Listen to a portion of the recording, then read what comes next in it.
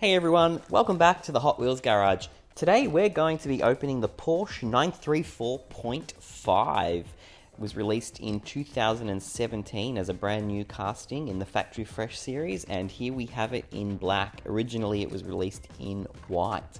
So the .5 is actually a rare variant. It's the Porsche in between the 934 and the 935. So it's pretty cool. It's actually nice in this Factory Fresh series. We all know I like Factory Fresh. It's got the Porsche symbol on the front there. It's also got some headlights, but it's missing tail light features, which would have been nice. I actually like it with the blue wheels and that blue interior.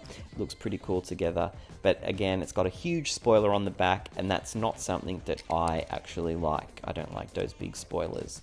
It's actually, I think it'd be pretty good on a downhill racetrack. So it is a supercar, so I wonder how it would go. But let's test this car on a normal play track.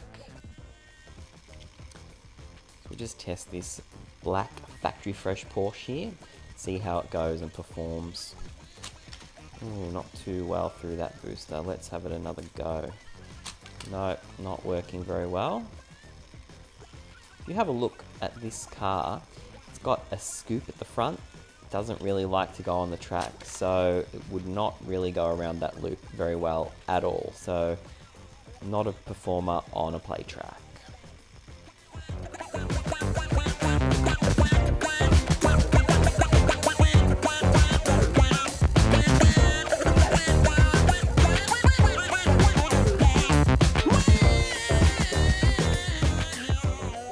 Alright, let's check this Porsche 934.5 out again.